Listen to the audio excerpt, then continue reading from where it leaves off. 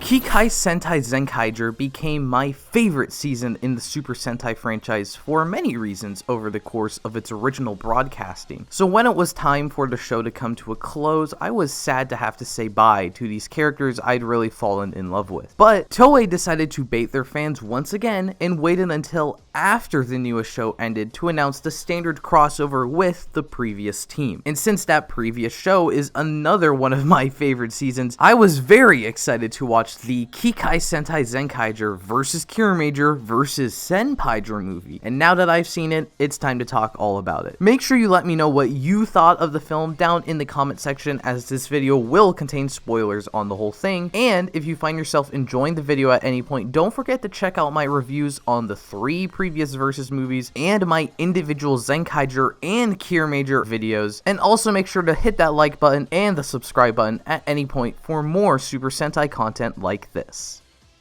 So it should go without saying that I loved this movie, hi Majin, but I have one big problem with it, which is that it kind of feels empty. Let me explain. None of the characters have like an internal conflict that they manage to conquer because of the crossover elements, nor do they learn some new lesson because they've met someone from a different show. Basically, a lot of the interactions are just shallow one-off moments. While the teams are interacting for almost the entire movie, the ways they're interacting isn't really that interesting. Their interactions don't set up anything, so their later interactions don't really pay off anything. It's just stuff happening, the characters are talking to each other, and then we reach the ending. Naturally, in the final battle, we have characters teamed up and fighting together, but like Kaito and Juru barely spoke to each other. Drune and Shigeru have this fun gag about acting, but they only had one short interaction earlier that's not really related at all. And then I don't think Juran and Majin spoke to Senna or Sayo at all before they worked together in the finale. I feel like there was an incredibly interesting concept at the end, with Pothius receiving mercy from Stacy, an actual son of a Toji Tendo leader who managed to find redemption from others and chart a new life. But again, that idea only comes into play at the end of the movie. It's not this satisfying moment because it has been present ever before it's actually introduced. Now, obviously, I don't need every part of a movie to have like arcs or stuff like that to be enjoyable. One of the things I actually praised the Kiramager season for was that it worked well without giving everyone a huge character arc. I don't know, because this is a crossover, I think it would have been neat to make all the character interactions have some kind of emotional weight so that there's this tangible satisfaction when they're interacting beyond just, oh, I get to see these two characters stand next to each other. They probably don't know each other's names, but that's it. Or maybe it's because I've been watching these other crossover movies and it's kind of jarring to jump to the next movie and it's missing something that the others have. So unfortunately, I think the movie was disappointing in that sense. I wanted to see Majin talk with her senpais more. However, there was definitely still a lot of stuff in the movie that was super cool. Just stuff in general, which is why I still have an overall positive opinion on it. I really have to applaud the creators for managing to shake up the Versus movie formula in every single movie. This time around, the villains are composed entirely of Zenkaiger concepts, while their goal is literally just a Kiramager plotline using Kiramager MacGuffins. And it's incredible how great the two seamlessly blend together and manage to function as continuations of their original shows. When the Kanama stones...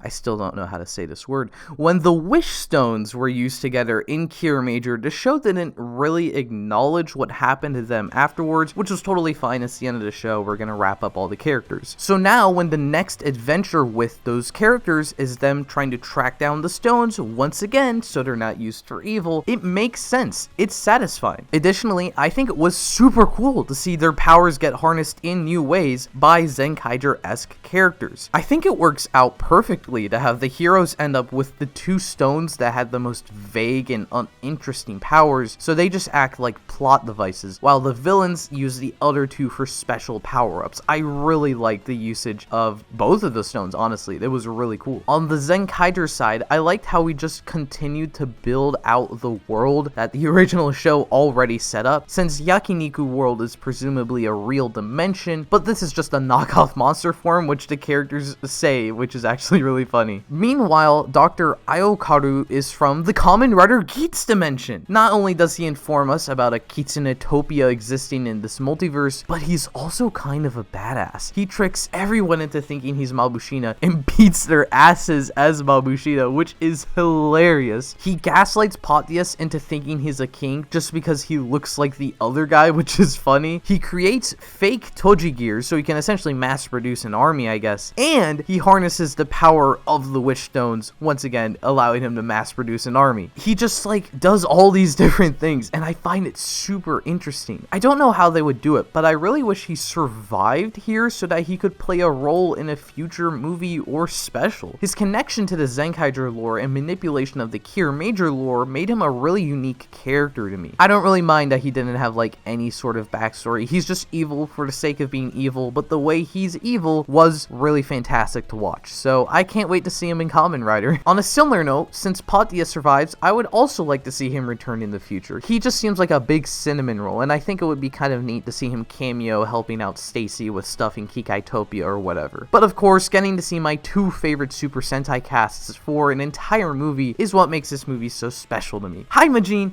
Oh, my bad, I forgot we have the Senpaigers in this movie too. Honestly, part of me wonders if the movie could have been better without them. If we got rid of these two random characters in the mix, we could have just had more interactions with just the two teams, and maybe that provides the missing element that I wanted in the film. Since I haven't seen Gokaiger and I'm not the biggest fan of Loophat, I would have been fine if the Senpaiger element was just a big Zenroku cannon summon at the end with all the reds. Obviously, take out the title though, because that's kind of misleading. But at the same time, I do kind of appreciate the inclusion. The specific characters they chose fit in really well with the Wishstone plotline, since their whole thing was stealing things, so now they're stealing more things for good. I mean, technically Marvelous never stole anything. That was like the whole misconception. But anyways, there's a lot of fun jokes as well, like Stacy asking for his Kaito before the Phantom Thief, a Kaito, steps in, or Marvelous acknowledges that Sechan is a little bit like his own team's bird, and he discovers that there's a new Gokai Gold. Oh yeah, Gokai Red versus Two Kaiser. It's so cool that we actually got the Gold Tweakers to interact with the exact character whose design they ripped off and even get in a little fight with him. The fight doesn't really amount to anything, but it doesn't matter. It's great fan service. This team up has been waiting to happen since Two Kaiser was revealed, and it's really nice that this was also just the setup for even more of their interactions in another special. Also, I think it's kind of a crazy coincidence that the two human villains in the first Zenkaiger movie were from Gokaiger and Loophat, and in this new movie, the two Senpaiger Rangers are the Reds from Gokaiger and Loophat. I don't know if that was planned, but it's a fact I thought was kind of interesting. Speaking of the Zenkaigers, while I think we could have had more depth regarding their interactions with the Kiramagers, I still think it's fantastic that they're teamed up for practically the entire run of the film. Opening with the Zenkaigers in Crystallia is terrific. It's nice to see them actually traveling the worlds. Then when they meet the Kiramagers, they're just in absolute awe of getting to see their seniors and even mimic their roll call pose, which is kind of cute. And then like the entire Yakiniku sequence is just them yelling at each other, which again doesn't make for a complex story, but it sure is enjoyable, and I had a hell of a time watching the entire sequence. Let's be honest, both of these character sets were total goofballs, part of two wacky shows, and their chaotic nature together was perfectly encapsulated here, creating just essentially a normal Zenkaiger monster, but using it as a method to bring the two teams together in like a mundane situation that slowly descends into the most insane dinner party of all time was really awesome. Driron tries to work up a sweat and just immediately dies, and Sayo thankfully knows how Kikinoid biology works in order to save him. Then like Shigeru also dies because they bring back that head vice joke, and I like that joke, so it's kind of funny, but poor guy. This whole thing is also happening as Mabushina and Stacy are just in prison, and Mabushina's like, oh yeah, I get kidnapped a lot.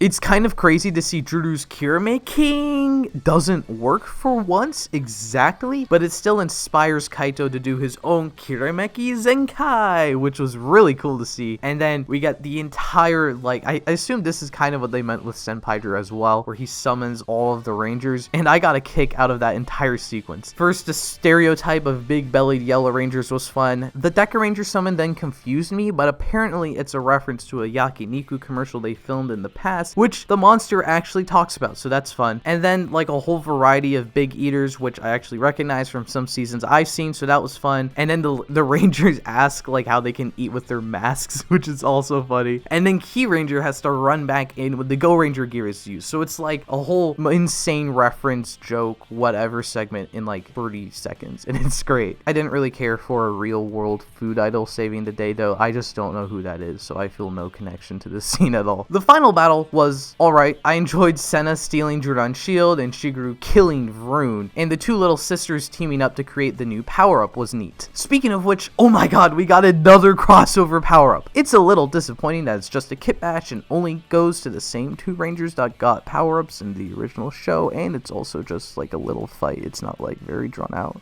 but it's still just a super cool novelty. They get their own roll call, and this time we kind of get a new mecha form to go alongside it. So Drulu is just the GOAT, like making power-ups for every Sentai. But obviously my favorite part of the movie is this weird sound Sechon makes multiple times.